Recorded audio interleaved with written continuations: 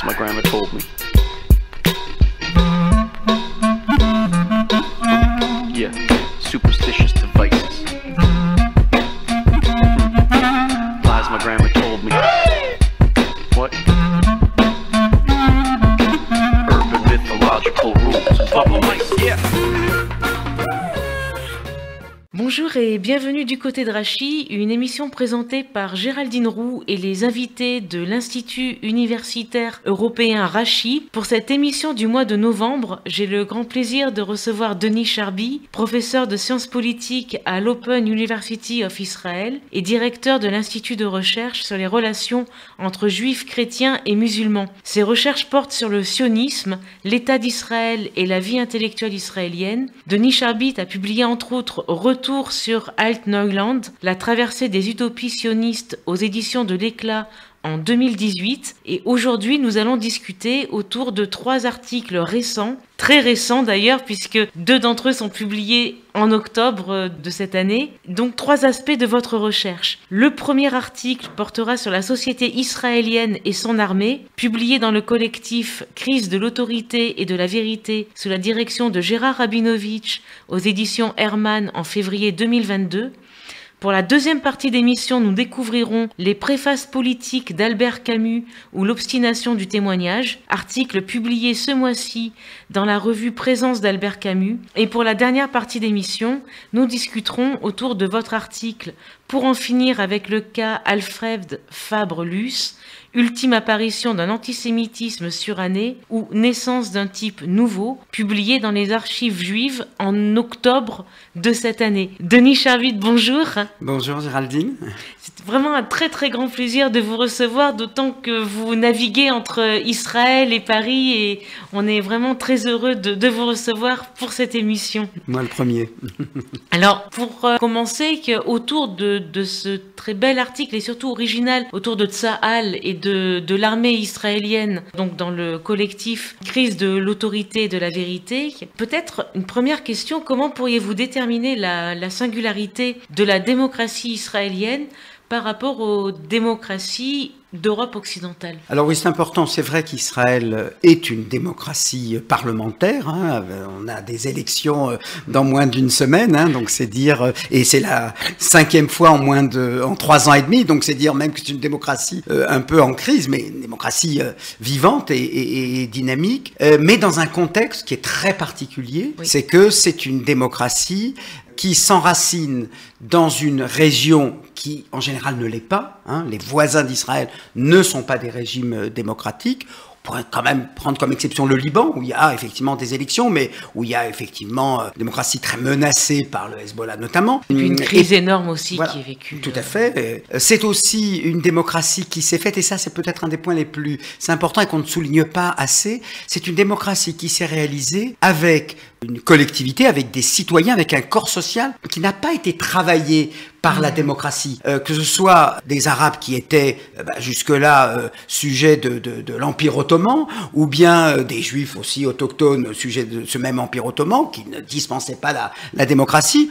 ou des Juifs qui viennent de Russie, d'Europe centrale, ou des pays du Maghreb et du Mashrek, donc des personnes finalement qui n'ont pas tété la démocratie libérale avec le lait de leur mère, si je puis dire, hein, qui ont plutôt connu des expériences de tyrannie, d'oppression, etc. Et puis, j'ajouterais, non seulement les pays voisins qui ne sont pas démocratiques, contrairement à l'Europe occidentale où, grosso modo, enfin, tous les pays le sont, mais j'ajouterais également un pays qui, à l'issue de la première guerre qui a suivi sa proclamation, la fameuse guerre d'indépendance de 1948, eh bien, on comprend bien au moment du cessez-le-feu, qui ne débouche pas sur un traité de paix, que le conflit n'est pas terminé et qu'il y aura d'autres revanches, et la preuve en est que le conflit israélo-arabe, et notamment le conflit israélo-palestinien, est loin d'être terminé, malheureusement. Créer une démocratie, je résume, hein, créer une démocratie avec une situation de conflit et une situation d'occupation dans les territoires, une démocratie avec des gens qui n'ont pas grandi, ils viennent pas des États-Unis, de Grande-Bretagne ou de France, pour la plupart, et dans un environnement qui ne l'est pas, c'est vrai que c'est une gageure. Et cela explique pourquoi, à bien des égards, cette démocratie qui s'inscrit dans le club des rares, trop rares, des pays démocratiques, présente effectivement des singularités qu'on ne trouverait pas, comment dirais-je, dans les pays occidentaux qui vivent à l'ère de la paix depuis 1945. Et j'en veux pour preuve, et je les citerai seulement, la place de la religion ou des religions n'est pas la même que celle que nous avons en France ou même dans des pays voisins, en Allemagne, en Italie, en Belgique ou en Espagne, ou la place de l'armée, puisque c'était le thème de cet article-là au sein de cet ouvrage collectif. La place de l'armée, effectivement, n'a rien de comparable avec celle qu'elle a dans des pays qui peuvent être conduits à mener des opérations militaires, mais où l'impact n'est pas le même. Ce qui est très intéressant dans l'article que vous avez écrit, c'est qu'il semblerait en fait que, en tout cas, comme j'ai pu le lire, que les tensions internes de l'État, de la constitution même de l'État d'Israël, est comme en projection ou en rétroprojection avec la constitution de l'armée israélienne. Alors j'aurais donc, pour avancer sur cette question, peut-être une première question pour nos auditeurs aussi. Comment déjà s'est constituée l'armée de Tsahal, aussi bien face à l'histoire du peuple juif et aux contraintes des circonstances historiques, bien évidemment, de la seconde moitié du XXe siècle. Comment on peut le voir, et d'un point de vue de l'histoire, et du point de vue aussi d'une projection vers l'avenir? Tout à fait. Alors, l'armée israélienne elle-même a été proclamée quelques jours au lendemain de la déclaration d'indépendance, c'est-à-dire il y avait des forces paramilitaires qu'il a fallu réunifier en disant maintenant qu'il y a un État, il faut une autorité militaire soumise au pouvoir politique, comme dans toute démocratie précisément.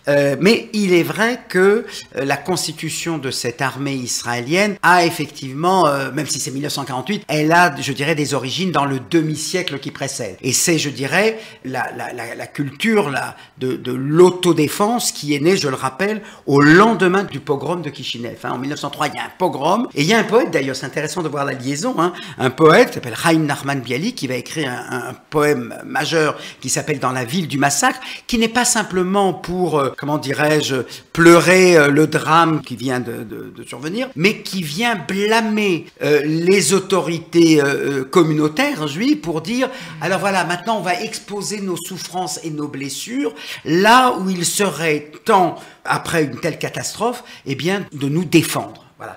Et donc, je dirais que Tsahal s'origine dans cette culture-là de l'autodéfense. Cette fois-ci, nous prenons notre destin en main. Nous ne sommes pas là uniquement pour exposer nos malheurs, mais pour essayer d'y répondre, d'y riposter. C'est toute la tradition, c'est toute la mise en place de ces institutions paramilitaires dans les années 20, dans les années du mandat britannique. Et puis, n'oublions pas aussi, et ça aussi c'est très important, au cœur de la Seconde Guerre mondiale, au cœur de la Shoah, je dirais son antithèse, la révolte des Juifs du ghetto de Varsovie. Bien sûr. C'est-à-dire, les Allemands vont liquider le ghetto, et plutôt que de se laisser faire, tout en sachant qu'on ne va pas renverser, comment dirais-je, le rapport de force avec les nazis, néanmoins, on va répondre à l'oppression et à la destruction par une défense active, dans le souci de montrer qu'on ne reste pas passif par rapport à cette culpabilité ou ce trait-là qu'on a souvent prêté. Alors là aussi, il y a quelque chose aussi d'un fantasme qui a eu la vie dure même encore maintenant, de dire les Juifs se sont laissés faire, ils sont allés comme des moutons à l'abattoir, alors que dans la réalité historique, vous parlez du ghetto de Varsovie, de son immense résistance dans le ghetto, mais il y a eu aussi des groupes de résistants juifs, la forêt des hiboux par exemple en Pologne ou d'autres lieux, et ça aussi peut-être qu'il y a d'un côté le fait de dire non, on est capable de se défendre, mais en même temps aussi un fantasme aussi présent chez certains juifs d'avoir encore à l'idée que non, nos parents ont été des moutons à l'abattoir. Tout à fait. Est-ce qu'il n'y a pas quelque chose aussi de contradictoire en tout cas une tension? Je dirais que aujourd'hui, des années après, on révise, c'est-à-dire on dit attention, ça c'était pas comme ça, etc. Mais je ne peux pas nier que au moment à ce moment-là, donc fin des années 40, 1948, 47, 48, pendant la guerre d'indépendance, ce mythe-là ou cette image-là péjorative, elle travaille beaucoup en disant nous n'allons pas nous laisser faire, nous allons être cette avant-garde. Mais on le retrouve aussi, vous savez, dans le texte de Peggy sur Bernard Lazare. Bernard Lazare est celui qui va au front et il dit les Juifs ont reçu des coups, ils continueront à recevoir des coups, ils ont toutes les plaies, donc c'est vrai que cette image a joué, mais là elle a joué dans un rôle de, je dirais, productif, c'est-à-dire, voilà, nous avons décidé de revenir sur notre terre, d'établir notre indépendance, de reparler notre langue, nous allons retrouver également cette disposition. Max Nordau, je le cite, qui était le bras droit de Theodor Herzl, parlait d'un judaïsme des muscles. Voilà, c'est-à-dire, nous sommes représentés comme des êtres un peu efféminés, comment dirais-je, intellectuels. Eh bien, nous allons montrer aussi que nous pouvons avoir des paysans, nous pouvons avoir des soldats. Nous sommes un peuple comme les autres. Voilà. Et ça fait partie, incontestablement, de cette geste-là, avec aussi, pour aller encore plus loin dans l'histoire, la résurrection de l'histoire des Maccabées, c'est-à-dire dans notre histoire, dans l'histoire biblique, dans l'histoire juive, il y a aussi ce mouvement de révolte, voire même celui de Masada, même s'il est tout à fait particulier, mais c'est vrai que Tzahal a participé de la reconstruction de cette image d'un juif capable d'affirmer sa liberté et de la défendre. Et je dirais que c'est peut-être, jusqu'à ce jour, en ce sens, on ne parle pas que de 1948, jusqu'à ce jour, cette idée fondamentale que nous devons compter sur nous-mêmes pour nous défendre. On peut avoir besoin d'un équipement militaire américain, français, etc., bien évidemment, mais nous avons même développé une industrie de l'armement qui nous est propre pour être indépendant jusqu'au bout du terme. Voilà, quelque chose qu'on a à dire, nous assumons notre destin, et cela passe par exemple, par un service militaire qui était pendant très longtemps de 3 ans, aujourd'hui il est de 2 ans et 8 mois, pas simplement pour les garçons, mais également pour les jeunes filles. Oui. Donc vous voyez jusqu'où est allée cette idée d'une autodéfense et de cette idée que l'indépendance suppose que c'est sur soi qu'on compte. J'ai encore en mémoire un des premiers discours de Bennett au moment de l'invasion de la Russie, enfin de l'invasion de l'Ukraine par la Russie. Est-ce que l'OTAN va rentrer, etc. Et il avait dit, voyez, nous, si on a une guerre encore à mener, nous demanderons, on peut demander l'assistance, l'appui, le soutien, mais nous défendrons tout seuls. Et alors oui, ça c'est vraiment une structuration en fait très forte non seulement de la constitution de l'armée, mais également aussi de la manière dont l'État politique lui-même se conçoit. Et il y a aussi ces restes, mais qui sont très virulents et je pense par exemple à la population orthodoxe de stricte observance, qui refuse le service militaire, alors je peux me tromper, mais me semble-t-il qu'il y a des membres au Parlement qui sont quand même assez actifs. Là aussi, est-ce qu'il n'y a pas quelque chose qui fait dérailler cette image qu'on essaye de construire? Tout à fait. Alors vous savez, c'est toujours un peu comme ça, il y a oui. La thèse et puis il y a la synthèse. Hein. Alors la thèse, effectivement, c'est l'expression « Tzahal, l'armée du peuple ». Voilà. Et il faut reconnaître que jusqu'à ce jour, et regardez, vous me parliez des différences avec les démocraties occidentales, regardez, toutes les démocraties en Europe et aux États-Unis sont passées au modèle d'une armée de volontaires. Nous restons encore sur le modèle d'une conscription obligatoire. Et là, je passe vous parliez de déraillement, ou en tout cas de déviation. Oui, voilà, en ce sens qu'effectivement, même si la loi, il y a une loi qui a été votée en 1933, parle bien d'une conscription obligatoire pour les garçons et pour les filles, il est évident que le deuxième article de la même loi dit le ministre de la Défense est autorisé à dispenser, selon des critères établis, des personnes ayant devoir de conscription obligatoire. Et effectivement, quand on voit, alors mettons les chiffres en avant, 100% d'une classe d'âge de 18 ans, vous vous retrouvez avec 45% seulement d'entre eux qui sont mobilisés. Pourquoi? Parce que les Arabes qui sont les Arabes d'Israël, qui sont 20% de la population israélienne, et avec une natalité importante, donc beaucoup plus d'enfants, je dirais, que le nombre des 20%. Ces Arabes sont dispensés du service militaire, qu'ils soient chrétiens ou qu'ils soient musulmans, ils sont dispensés, ils peuvent se porter volontaires. Ça ouvre toujours la porte à celui qui déciderait de le faire, mais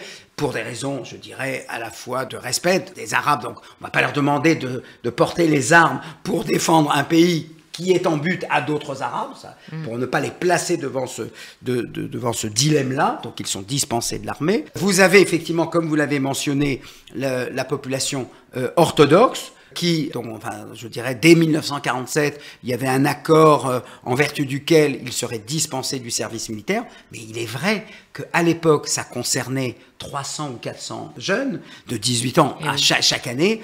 Aujourd'hui, c'est près de 100 000 personnes par an qui sont dispensées pour ces raisons-là. Ce qui explique pourquoi ce thème-là de la dispense de service militaire, qui à l'époque apparaissait comme une sorte de concession, vous savez, un peu comme aux États-Unis, les Amish sont dispensés de beaucoup de choses parce que c'était une petite communauté. Aujourd'hui, quand c'est 100 000 personnes, je peux vous dire que mes enfants, pour reprendre leur cas, disent mais pourquoi nous on doit sacrifier notre liberté pendant près de 3 ans et eux en sont dispensés. Surtout que l'armée, ça s'arrête pas avec les services militaires, ça continue avec les réserves militaires. On est tenu à près d'1 mois par an de réserve. Alors aujourd'hui, c'est comme on a une population plus importante. Aujourd'hui, c'est près de 10 millions d'habitants.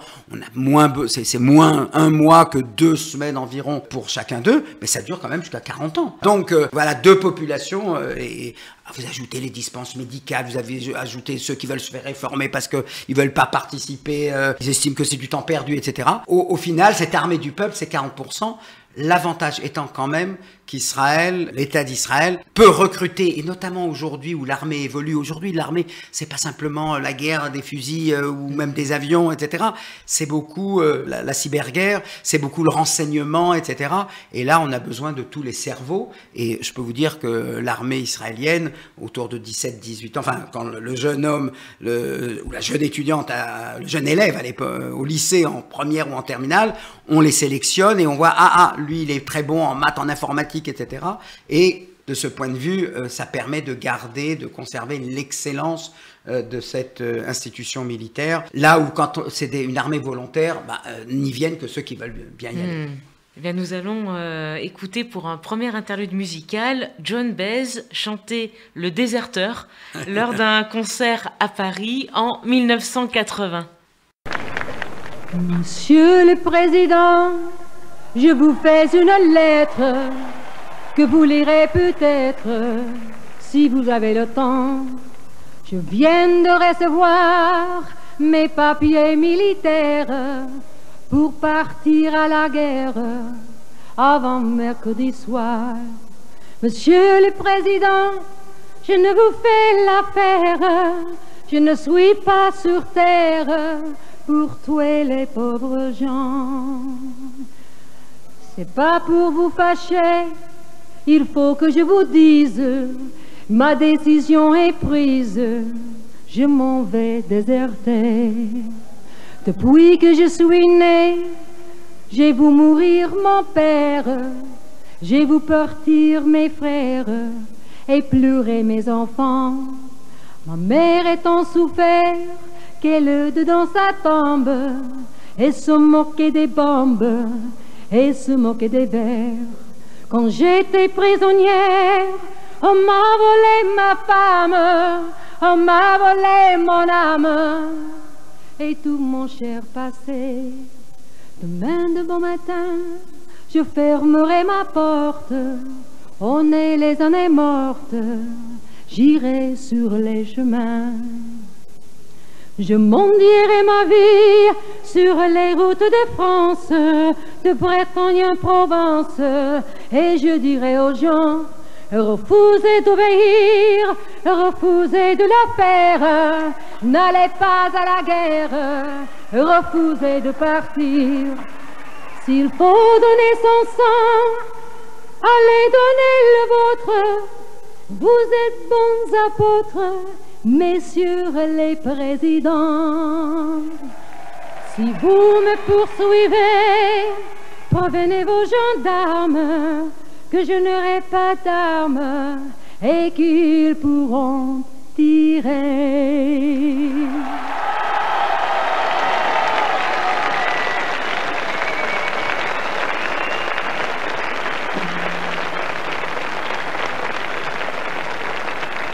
Merci. Merci beaucoup. Thème Radio, la plus locale des stations auboises.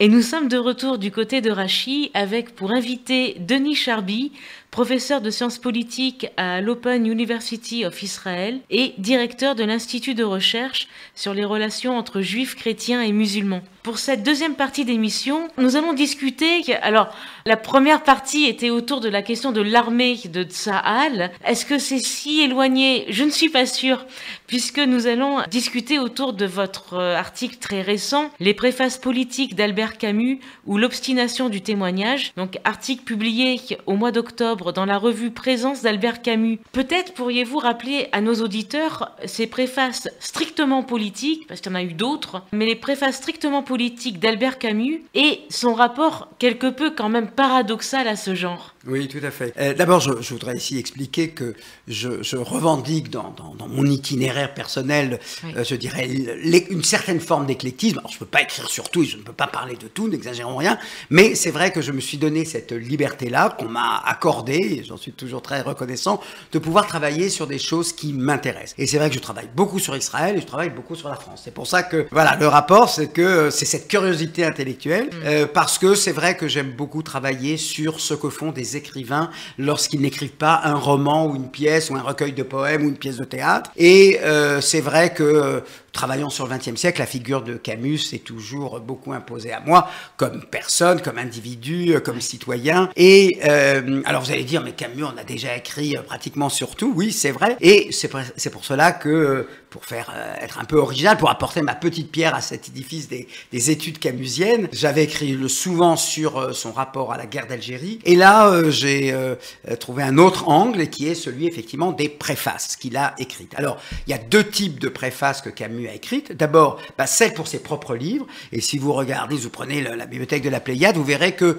pour pratiquement tous ses livres et ses pièces de théâtre ou ses essais, il y a toujours une préface, une note liminaire, très informative, hein, sauf pour les chroniques algériennes où c'était plus significatif, mais voilà, il y a toujours un avant-propos. Et puis, il a écrit également des préfaces pour des livres dont il n'était pas l'auteur. Et là, ça se distingue entre deux types de préfaces, ceux qu'il a écrits pour des écrivains, pour des poètes, je pense à René Char, ou même des écrivains qu'il aimait, comme Herman Melville, ou Chamfort, le moraliste. Et puis, il y a un deuxième type de préface, et c'est celle-là que j'ai mis en avant, parce qu'on les ignore un peu, c'était les préfaces à des livres politiques, c'est-à-dire des livres d'actualité et qui apportaient sur des causes sur lesquelles on sait qu'il s'est engagé. Il ne l'a pas fait qu'à travers ses préfaces, et j'ai essayé d'indiquer qu'est-ce qu'apportaient ces préfaces-là pour parler alors des causes, lesquelles.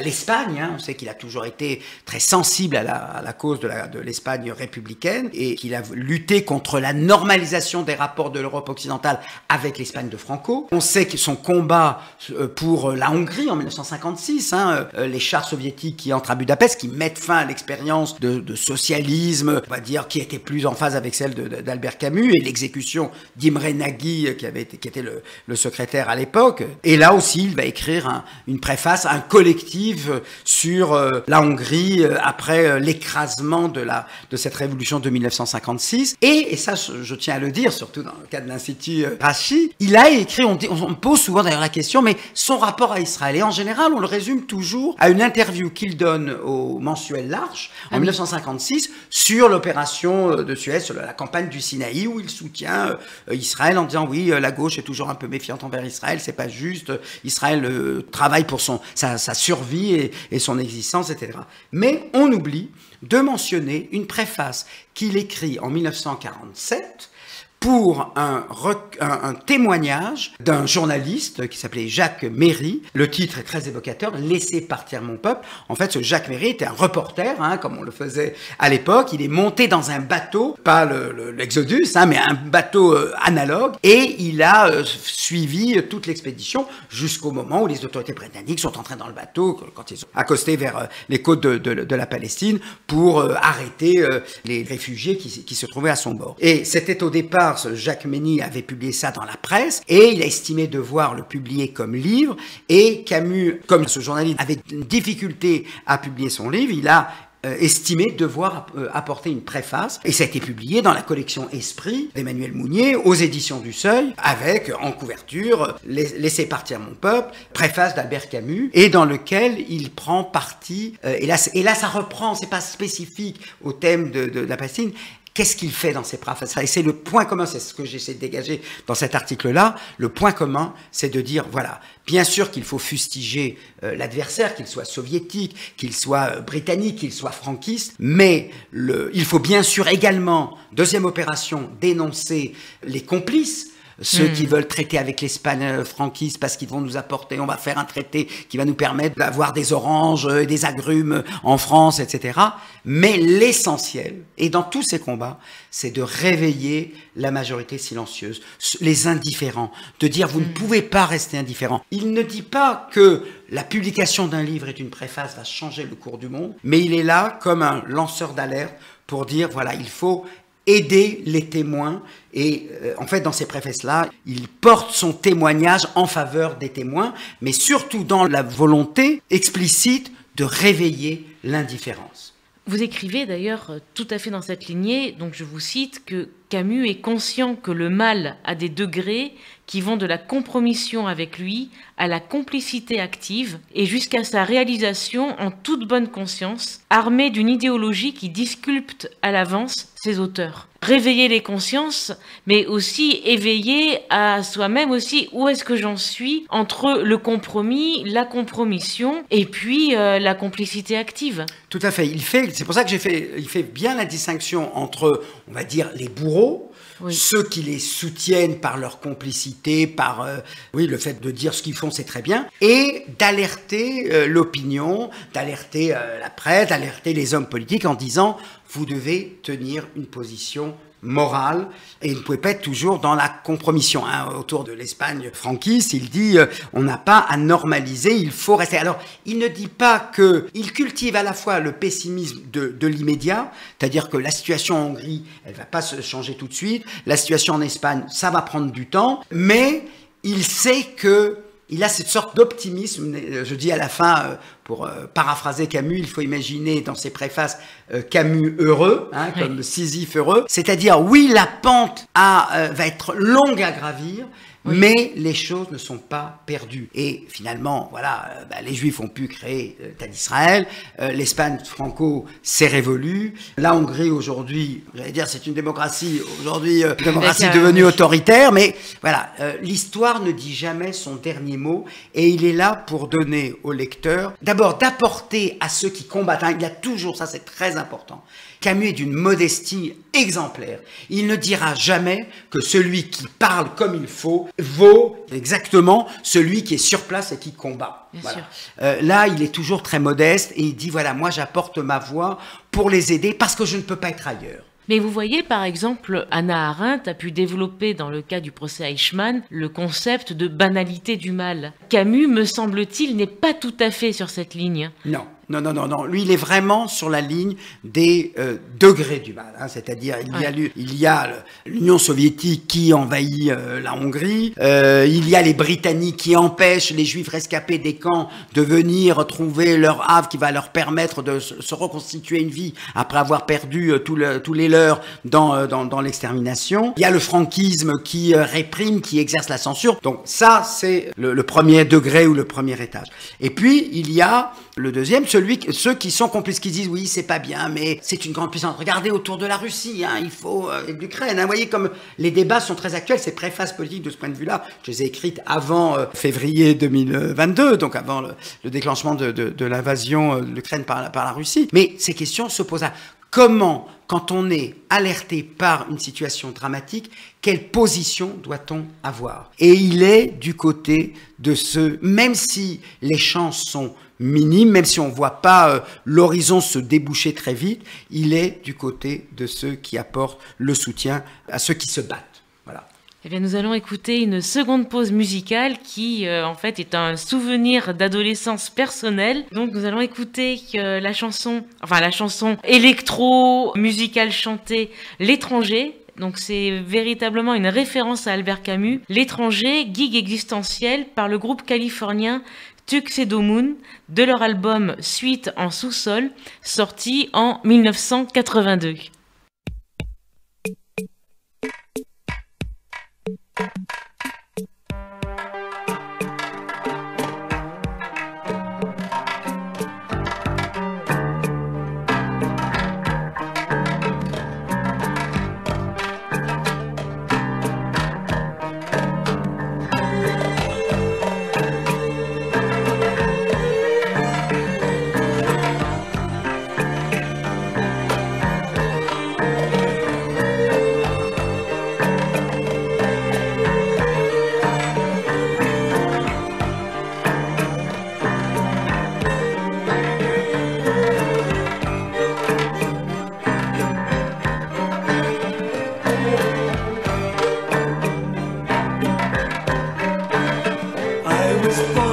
today.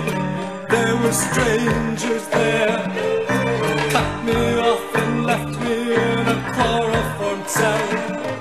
I yelled and I yelled, but nobody cared.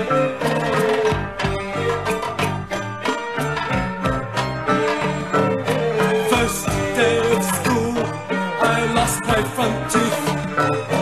Boys beat me up, 'cause I wasn't one of them. I fought till I bled, and everyone was scared. Yeah, everyone was scared. It isn't my fault. It isn't my fault. It isn't my fault that I'm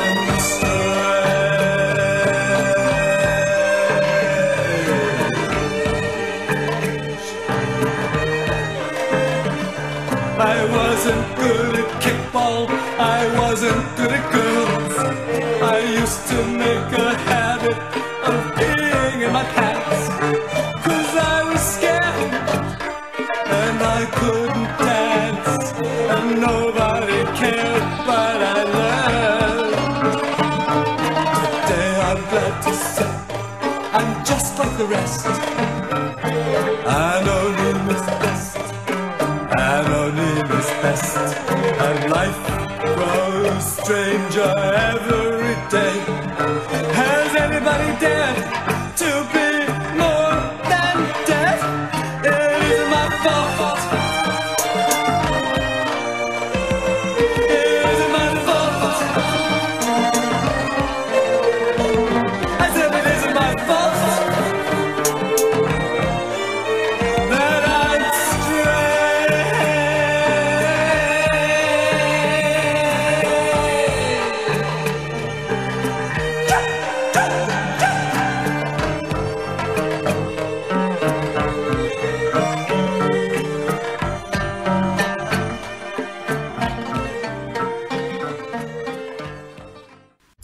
Thème Radio, la plus locale des stations auboises. Et nous sommes de retour du côté de Rachy avec pour invité Denis Charby, professeur de sciences politiques à l'Open University of Israel et directeur de l'Institut de recherche sur les relations entre juifs, chrétiens et musulmans. Pour cette dernière partie d'émission, nous allons discuter autour du cas d'Alfred Luce, depuis votre article, pour en finir avec le cas Alfred Fabre-Luce, ultime apparition d'un antisémitisme suranné ou naissance d'un type nouveau, donc qui a été publié en octobre aux archives juives. Alors, peut-être tout d'abord, là aussi, pour guider un peu nos auditeurs, est-ce que vous pourriez nous dire qui est Alfred Fabre-Luce et pourquoi étudier ce cas en particulier? Tout à fait. Alors, comme vous l'avez mentionné, cet article est publié dans le cadre d'une revue bien connue de ceux qui s'occupent d'histoire juive contemporaine, qui s'appelle Archives juives et qui est dévouée à l'histoire des Juifs de France, depuis la Révolution française à nos jours. Et le numéro en question porte sur l'antisémitisme de 1967 à 1980, c'est-à-dire à Copernic. Voilà, cette période intermédiaire. Copernic, vous pouvez rappeler? Oui, Copernic, bien sûr, c'est l'attentat qui a été commis en octobre 1980. Rue des Rosiers. Non, pas rue des Rosiers, ça c'est en 82, rue des Rosiers. Ça c'est la synagogue libérale rue Copernic, qui a été en fait le premier acte antisémite mortel, c'est-à-dire où des personnes meurent. C'est pas simplement un antisémitisme de plume, c'est pas les juifs ou etc. C'est pas des graffitis, c'est des juifs qui sont visés et qui sont atteints par le premier attentat. Vous avez eu ensuite celui de 1982, la rue des Rosiers, effectivement, dans le contexte de la guerre du Liban. Alors, et j'ai souhaité donc dans ce numéro spécial sur l'antisémitisme de 1967, après la guerre des 6 jours, jusqu'à 1980, à la veille de Copernic, m'intéresser à un cas un peu particulier d'un homme, effectivement, dont le nom n'est pas resté illustre, mais qui a connu une certaine notoriété, on va dire, ne serait-ce que parce qu'il était présent sur la scène intellectuelle parisienne, d'ailleurs, de l'entre-deux-guerres jusqu'aux années 80. Voilà, il n'a pas dominé, c'est une voix, on va dire, de la droite, et qui a publié, alors voilà, ça c'était le prétexte, si j'ose dire, pour revenir sur son cas, qui a publié en 1979, donc on est vraiment dans la période suivie par ce numéro spécial de la revue Archives juives, un livre, un petit livre d'une centaine de 150 pages environ, qui s'appelle « Pour en finir avec l'antisémitisme ». Et quand on voit un titre pareil, pour en finir avec l'antisémitisme, on dit, ben voilà, c'est bien quelqu'un qui se préoccupe de vouloir en finir avec l'antisémitisme, etc. Si ce n'est que c'est le caractère un peu, je dirais, pervers d'Alfred Fabrelus, qui m'apparaît inauguré, et c'est en cela que je dis, on a pu penser, et beaucoup on pensait que, oui, Fabrelus, c'est cet antisémitisme des années 30, de l'occupation, de Vichy, etc., voilà. Et je dis, oui, bien sûr, il y a de cela, mais il y a surtout quelque chose de neuf avec lui, dans l'histoire de l'antisémitisme en France ou ailleurs, et on connaît ça très bien, à savoir que, au temps de l'affaire Dreyfus, dans l'entre-deux-guerres, un antisémite a, je dirais, pour seule qualité, on va dire pour seule vertu, d'annoncer la couleur. Si vous prenez Drummond, si vous prenez Marat, je suis antisémite et je suis fier de l'être. Qu'est-ce qui apparaît avec Alfred Fabrelus et qui, je dirais, d'une certaine manière, se perpétue encore aujourd'hui? Ce sont des antisémites, mais qui disent « Ah non, moi je ne suis absolument pas antisémite ». C'est-à-dire dont l'antisémitisme est beaucoup plus compliqué à dénoncer parce qu'ils font en permanence de la dénégation. Et vous comprenez bien, Géraldine, qu'il est beaucoup plus facile de, je dirais, de s'en prendre à un antisémite qui vous dit « Moi, je déteste les juifs veulent dominer le monde, etc. Oui, je suis antisémite, etc. » que de s'en prendre à un antisémite qui ne cesse, à chaque ligne, de vous dire « Moi, je ne suis pas antisémite. Je ne suis pas antisémite, mais... » Et voilà, Alfred Fabrelus, si je puis dire, inaugure le cas de ces intellectuels qui sont des antisémites, mais qui vont le nier en permanence. C'est ça aussi qui ressort de votre article, je trouve de manière extrêmement singulière, c'est que vous montrez qu'il y a bien une sorte de translation d'un vieil antisémitisme direct à ce que vous disiez là maintenant, un antisémitisme plus dissimulé, crypté, pourrait-on dire, mais pas simplement crypté. Par exemple, vous vous rappelez cette phrase prémonitoire de Pierre-André Taguieff dans l'antisémitisme de Plume 1940-1944, études et documents,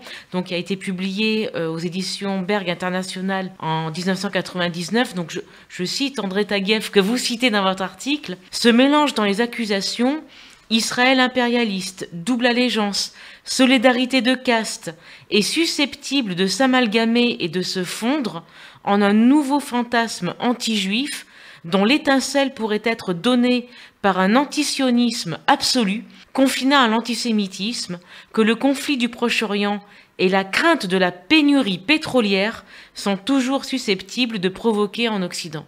En 1999. Et la translation, c'est pas uniquement, c'est ce que vous montrez dans votre article, le fait de dissimuler son antisémitisme, mais d'amalgamer ce qui, avant, ne pouvait pas l'être.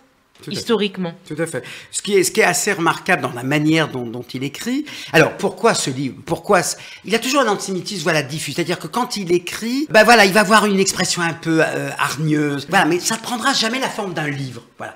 Pourquoi, en 79, Fabrelus, qui s'est contenté de distiller dans la plupart de ses livres 2-3 phrases, 2-3 paragraphes, 2-3 pages, pas plus. Il faut le dire, toujours mélangé avec des éloges. Ah, les Juifs on ne peut pas ne pas reconnaître l'intelligence suprême des Juifs, etc. Voilà, il y a toujours, vous voyez, c'est toujours ce... Mais voilà, pourquoi en 79, Alfred Fabrelus estime devoir écrire un livre là-dessus?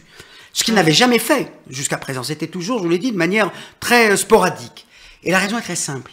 C'est que, c'est en tout cas mon analyse, c'est que de 1945, lui qui a soutenu Vichy, de 1945 à la fin des années 70, grosso modo, les Français adhèrent à la fameuse thèse de Robert Aron, le glaive et le bouclier.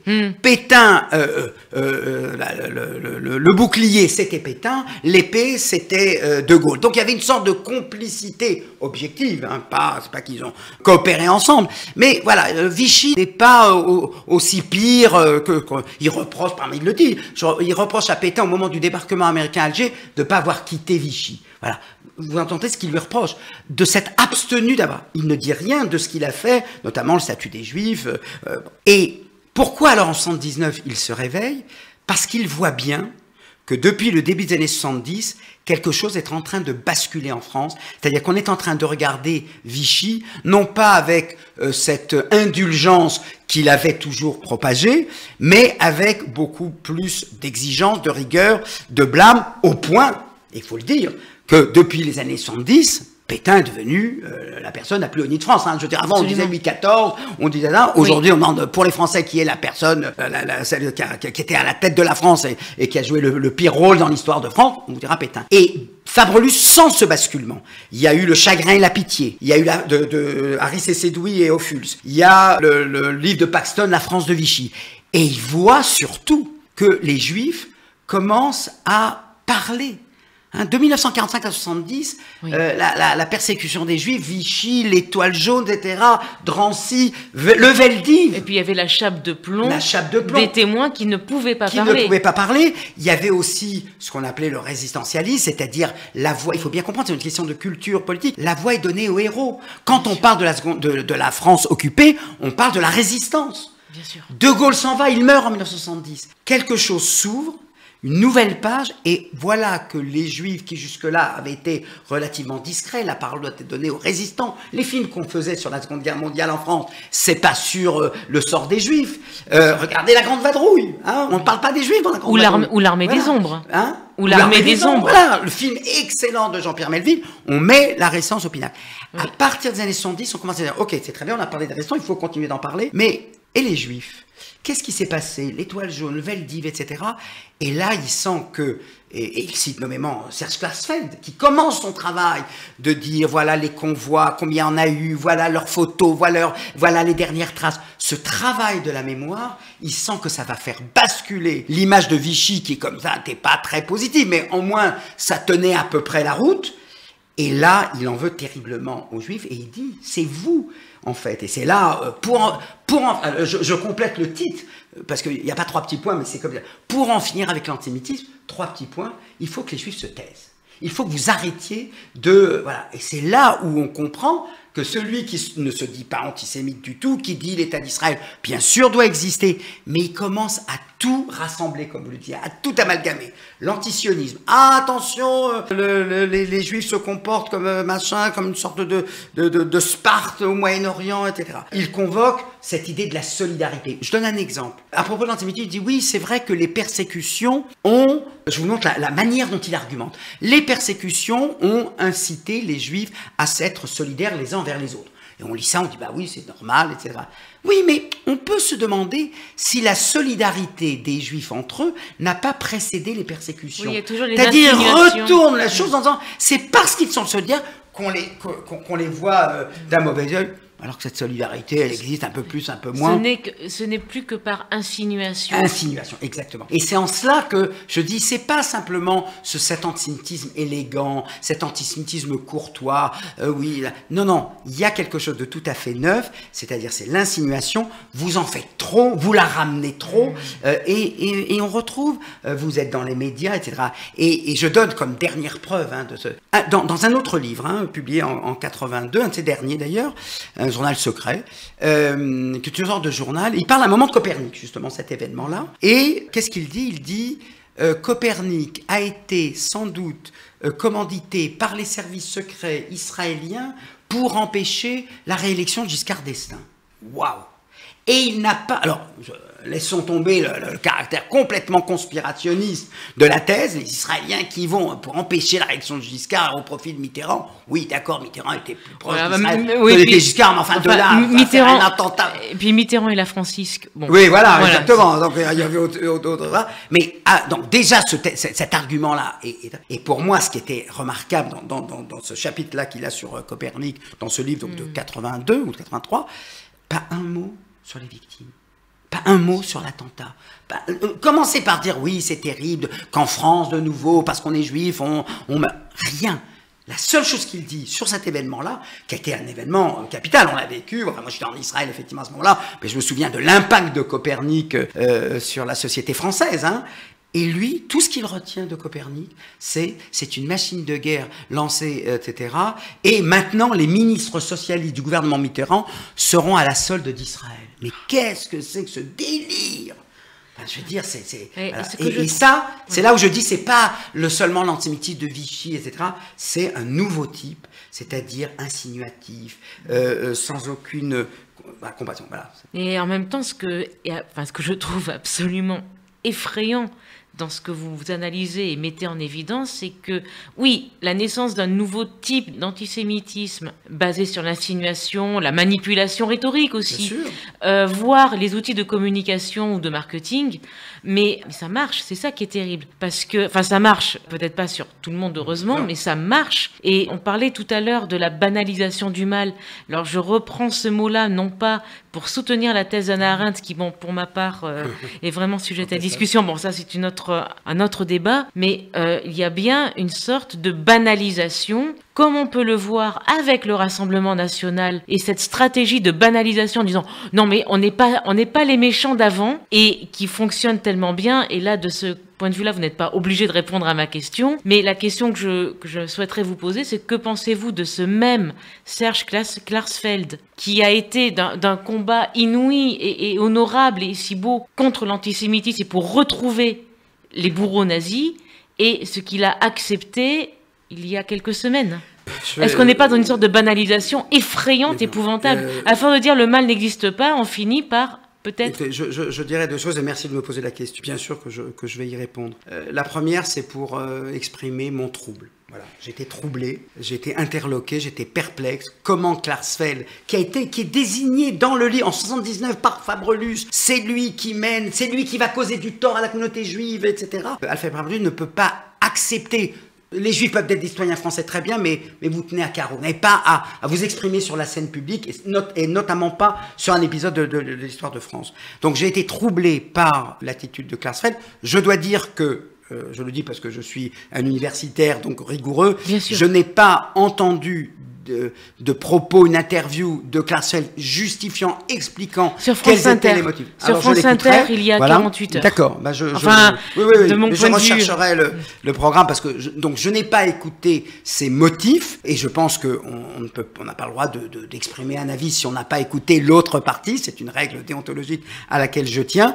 Néanmoins, je reste profondément troublé, choqué. Dans l'interview de France Inter c'était au mois d'octobre. Donc, ce devait être aux alentours du 20 octobre. J'ai pas la date absolument précise. C'était dans le 9h30 de la matinale de France Inter.